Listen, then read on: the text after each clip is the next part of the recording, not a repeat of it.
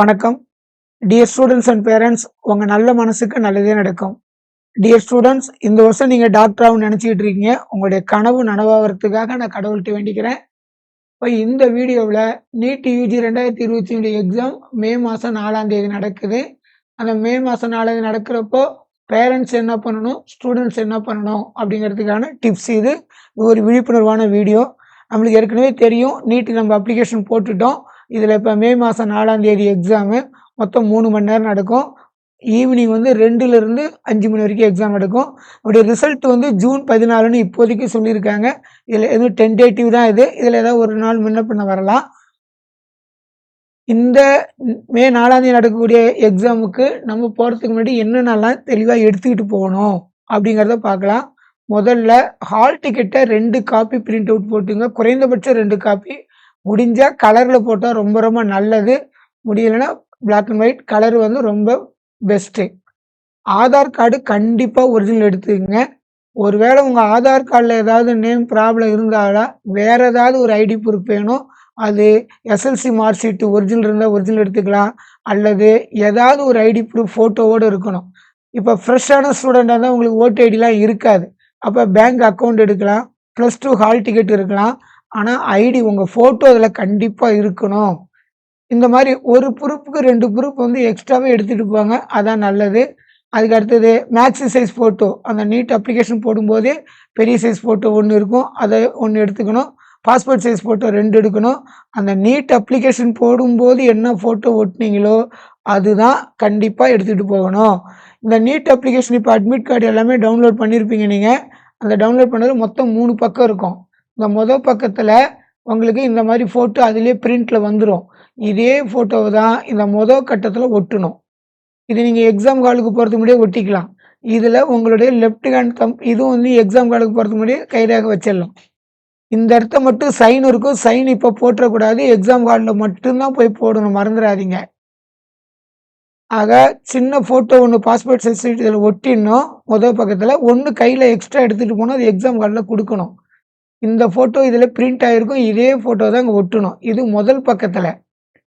இப்போ நீட்டு hall ticket அல்லது admit கார்டில் 2வது பக்கம். 2வது பக்கத்தில் பெரிய சைஸ் ஸ்பேஸ் இருக்கும். இதில் தான் நம்ம அந்த மேக்ஸி சைஸ் ஃபோட்டோவை ஒட்டணும். ஃபோட்டோ மட்டும்தான் ஒட்டணும். இதில் கையெழுத்து இப்போ போடக்கூடாது. கையெழுத்து மொதல் பக்கத்துலேயும் இந்த இடத்த போட்டுறக்கூடாது. 2வது பக்கத்துலேயும் ஃபோட்டோ மேலே போடணும். அதெல்லாம் எக்ஸாம் ஹாலுக்குள்ளே போயிட்டு அந்த சூப்பர்வைசர் இன்வெஸ்டிகேட்டர் முன்னாடி தான் போடணும், மறந்துடாதீங்க. 3வது பக்கத்தில் நிறைய இன்ஸ்ட்ரக்ஷன் இருக்கும். அந்த இன்ஸ்ட்ரக்ஷன் இருந்தாலும் அதில் மிக முக்கியமான இன்ஸ்ட்ரக்ஷன் உங்களுக்கு 12வது இன்ஸ்ட்ரக்ஷன் தான். அதாவது நீங்கள் ஆதார் கார்டில் ஏதாவது அப்டேட் பண்ணியிருந்தீங்கன்னா அந்த ஆதார் கார்டை அப்டேட் காப்பி கண்டிப்பாக எடுத்துகிட்டு போங்க. அதுக்கு அடுத்தது 16வது இன்ஸ்ட்ரக்ஷன். 16வது என்னென்னா, அங்கே கண்டிப்பாக சிசிடிவி கேமரா இருக்கும். அதனால் நீங்கள் எந்த விதமான மால் ப்ராக்டிஸும் அல்லது பொருந்தாத நடவடிக்கைகள் தேர்வுத்துறையில் ஹாலில் பண்ணக்கூட நடவடிக்கை எதுவுமே பண்ணாதீங்க. அது கண்டிப்பாக உங்களுக்கு அங்கே இது பண்ணிட்டு தான் இருப்பாங்க. உங்களை வாட்ச் பண்ணிட்டு தான் இருப்பாங்க. அதுக்கடுத்து 18வது இன்ஸ்ட்ரக்ஷன். இந்த 18வது பார்த்தீங்கன்னா நோ பயோ பிராக்ஸ் கொடுத்துருக்காங்க நம்மளுக்கு. அங்கே first 1 hour of the after beginning the exam. அதாவது பார்த்தீங்கன்னா எக்ஸாம் 2 மணிக்கு ஆரம்பிக்குது. 2 to 3 நீங்கள் எந்த பிரேக்கும் போக முடியாது. பயோ பிராக் உங்களுக்கு அலவுடு கிடையாது.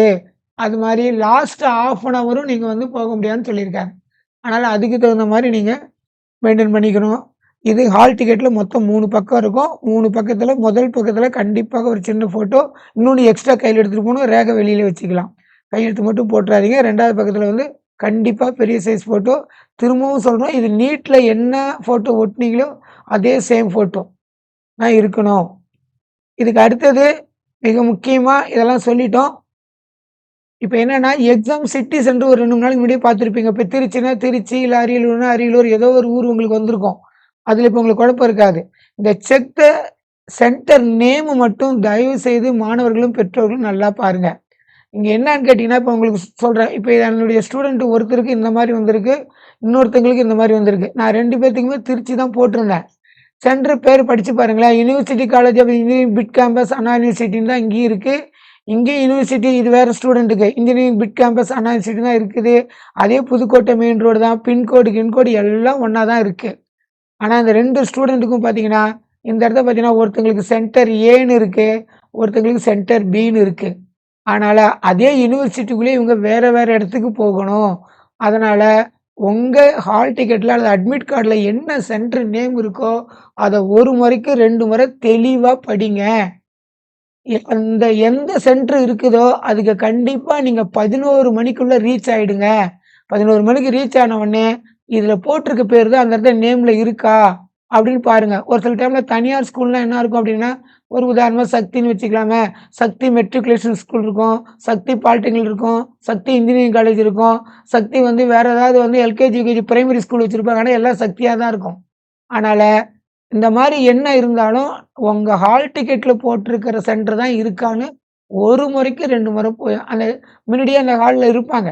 அந்த ஒரு எந்த ஒரு சென்டரா இருந்தாலும் முன்னாடி வந்து ஒருத்தரு செக்யூரிட்டி கார்டோ, வாட்ச்மேனோ இல்ல ஸ்டாஃபோ யாரோ இருப்பாங்க. அவங்கள்ட்ட போயிட்டு உங்க ஹால் டிக்கெட்ட காட்டி, "சார் இந்த சென்டர் தானா? இது சென்டர் ஏ தானா? சென்டர் பி தானா? இது இந்த காலேஜ் தானா? இந்த இடம் தானா?" கரெக்ட்டா கேட்டு வச்சுக்கங்க. எல்லாமே நம்ம இப்ப இந்த சென்டர்ல இருக்கவங்க என்ன நெனைப்பாங்க, எல்லாம் ஒண்ணா தான் இருக்கு. பிட் கேம்பஸ் திருச்சியில, புதுக்கோட்டையில வந்து நம்மளுக்கு வந்து பார்த்தீங்கன்னா, ஏர்போர்ட் பக்கத்துல இருக்குன்னு சொல்லுவாங்க. எல்லாரும் போய் அங்க உட்காந்துட்டு, கரெக்ட்டா வந்து பரீட்சை முடிய ஆரம்பிக்க போற நேரத்துல ஒரு 1:45 தான் திரும்ப திடீர்னு சொல்லுவாங்க, "இது இல்ல, இது வேற இடம். அந்தாண்ட கேட்டுக்கு போங்க" அப்படின்னாங்கன்னா, நீங்க வேற இடத்துக்கு மாறி போறதுக்குள்ளார, அந்த உங்களுடைய அந்த சென்டர் குளோஸ் ஆயிடும். அப்ப நீங்க எக்ஸாமே எழுத முடியாது. அதனால தயவு செஞ்சு உங்க சென்டர் நேம 1 முறைக்கு 2 முறை படிச்சு பார்த்துருங்க. படிச்சு பார்த்துருங்க. எல்லா வரியும் கடைசியா படிச்சு பாருங்க. இந்த மாரி நேம் குழப்பம் நெறைய இருக்கும். ஒரே ஒரு ஸ்கூல் நேம் கூட இருக்கும். இல்ல ஒரு பெரிய ஸ்கூலா இருக்கும். எங்களுக்கு வருஷம் வருஷம் அனுபவம் இருக்கிறதால நாங்க சொல்றோம். ஒரே ஸ்கூல் பேர் தான், ஒரே ஹையர் செகண்டரி ஸ்கூல் தான் அல்லது காலேஜ் தான். ஆனா, அந்த அனுமதிக்கிறது நீட்டுக்கு அனுமதிக்கிறது இந்த இடத்துல ஒரு கேட் இருக்கும். இங்க இல்லாம ஒரு 1/4 மணி நேரம் நடந்து போனா இங்க ஒரு கேட் இருக்கும். அங்க போயிட்டு வாங்கன்னு சொல்லுவாங்க. இங்கேயும் மக்கள்லாம் இருப்பாங்க. மாணவர்கள், பேரண்ட்ஸ்லாம் இருப்பாங்க. நம்ம அத நினைச்சுட்டு இங்க இருந்துறக்கூடாது. உங்களுக்கு எந்த கேட்ல அலவுடுங்கிறத முன்கூட்டியே தெரிஞ்சுங்க. இது மிக மிக முக்கியமான பாயிண்ட். இன்னொரு முக்கியமான பாயிண்ட்டு, எக்ஸாம் நம்மளுக்கு வந்து 11 மணிலேருந்து கேட் திறந்துரும். 1 1:15க்குள்ள உள்ள போயிடுங்க. அதனால என்னுடைய சஜஷன் எங்களுடைய அனுபவத்தில நாங்க என்ன சொல்றோம்னா, ஒரு 12:45லேருந்து 1 மணிக்குள்ள உங்க ஸ்டூடண்ட்ட சாப்பிட வச்சு உள்ள அனுப்பிட்டுருங்க. வேலை முடிஞ்சிருச்சு. எக்ஸாம் 2 மணிக்கு ஆரம்பிக்கும். தயவு செஞ்சு அந்த இந்த ஸ்டூடண்ட் கூட யாரு போறீங்களோ, நீங்க பேரண்ட்ஸ் போனாலும் சரி, அல்லது பேரண்ட்ஸ்ல இல்ல அப்படின்னு உங்க ரிலேட்டிவ் யாராவது அனுப்புனாலும் சரி, அவங்க கண்டிப்பாக அந்த எக்ஸாம் ஹால்ல ஆரம்பிச்சு 2 மணிக்கு எக்ஸாம் ஆரம்பிக்குது அப்படின்னா, தயவு செஞ்சு 2:30 மணி வரைக்கும் அவங்க யாரு கூட போனாங்களோ, அவங்க அங்க தான் இருக்கணும்.